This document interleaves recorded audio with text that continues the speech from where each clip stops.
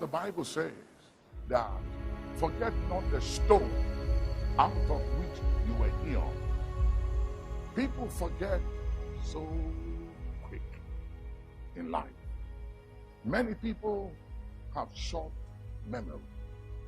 I have learned over the years not to forget where I have come from. And it is a curse to forget. It is unrighteous to forget. The Bible says God is not unrighteous to forget your labor of love. When you forget those who have loved you, blessed you, helped you, advance your cause, when you forget them, you are unrighteous. But when you remember those who helped you and have loved you and cared for you, and you show gratitude, it gives you longevity. Gratitude gives longevity, and ingratitude will cut you short. So learn to be grateful. Learn to be thankful. Learn to remember. Don't forget where you came from. So many people in life forget the person who helped them. They forget those who connected them, gave them exposure, introduced them, took their hand, and took them somewhere. As soon as they arrive at the point in life, they think they've made it. In life, you can never hit the height of life till you get out of it. There's always room for improvement. So don't be satisfied with where you are, and don't show ingratitude because you think you don't need the man or the woman, the boy or the girl who helped you when you needed that help. Show gratitude. Remember people. Help people. Learn to say thank you. Have an attitude of gratitude and thanksgiving. It will take you far.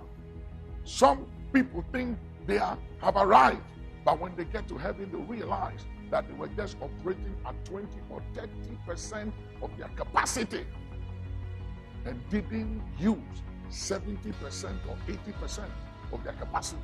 And you know why?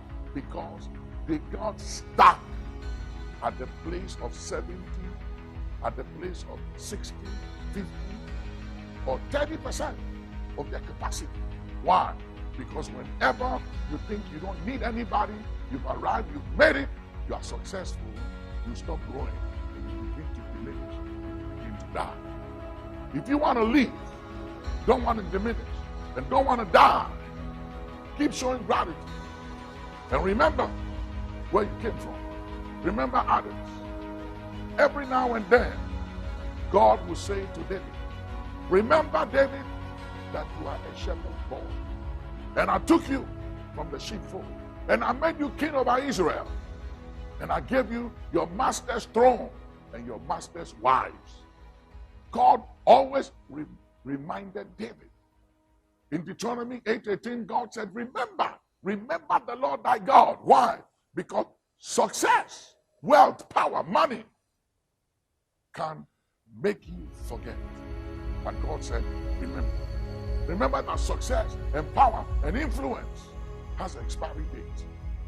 And for every action, there are consequences. So you might be powerful right now. You may have millions of dollars in your bank account and outside your country, in foreign account. You may have houses in your country, in other places. You may be the biggest guy or lady or man or woman in town. You may have everything. Maybe you are mega. You are the biggest voice and person. You are private jet. You are loaded. But hear me. All that is sinking sand. God has no regards for material things. Because you know something? Let me show you God's value of money. The streets in heaven, they are made of gold. That is how insignificant money is to God. He sees money as nothing. So if your confidence and who you are and how you relate to others, and especially those who have helped you in life before, is derived from material wealth, blessings, and money, or influence or power, you are to be pitied among all men. But if your confidence is derived from this one thing, that you know the Lord, who executes judgment, righteousness, and justice on earth, then you are on a good track in life. So learn to remember, and don't be puffed up, don't be arrogant, don't be proud, which you were never before. But suddenly you have become proud and arrogant. Why? Because of things. A man's life does not consist on the abundance of things that he possesses. So don't let things, don't let accolades, don't let events and relevance in life and access and influence make you go insane. Arrogance and pride is insanity. It's madness. Be wise, be sober, be vigilant. Your life does not consist on the abundance of things that you possess. If you think you are who you are because of the money you have in your bank account, or because of your success, or because of your achievements, you are deceiving yourself. You are a child, you are a kid. None of those things makes you who you are. You are who you are by the grace of God, outside of possessions, outside of material things. You are who you are by the grace of God. I am what I am by grace, not by money, not by buildings, not by investment, not by achievement, not by success, not by how big or large I am. I am who I am by the grace of God. The credit must go to the grace of God. Let's give God the credit, and let us not be anything outside of grace. And you will live long and you will go far. Remember, gratitude gives longevity. Ingratitude will cut you short. Show gratitude and live long.